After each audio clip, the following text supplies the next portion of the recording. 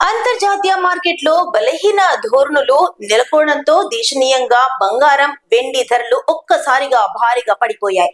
ఈ తగ్గుదల పసిడికి ప్రియులు పెట్టుబడిదారులకు ఊరటనిచ్చిన మార్కెట్ వర్గాల్లో మాత్రం ఇది పెద్ద చర్చనీయాంశంగా మారింది. ఢిల్లీ బులియన్ మార్కెట్ లో బుధవారం 10 గ్రాముల 99.9% స్వచ్ఛత కలిగిన బంగారం ధర 3,900 మేర భారీగా తగ్గి 1,25,800కు పడిపోయింది. అదే తరహాలో 99.5% స్వచ్ఛత గల బంగారం కూడా 3,900కు తగ్గి 1,25,200కు నమోదైంది. బంగారం బాటలోనే వెండి కూడా పెద్ద పతనాన్ని నమోదు చేసింది.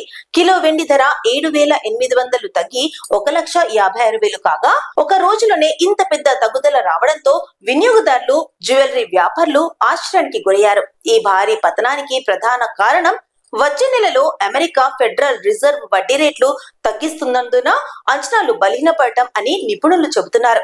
ఫెడ్ రేట్లు తగ్గకపోతే డాలర్ బలపడుతుంది. దాంతో బంగారం ఆకర్షణ తగ్గుతుందని విశ్లేషకులు తెలియజేశారు. ఈ పరిణామం గ్లోబల్ మార్కెట్ లోనూ గట్టిగా ప్రభావితం చేసింది. అంతర్జాతీయంగా ఔన్స్ బంగారం ధర $4,042, వెండి ధర $50 పడిపోయాయి.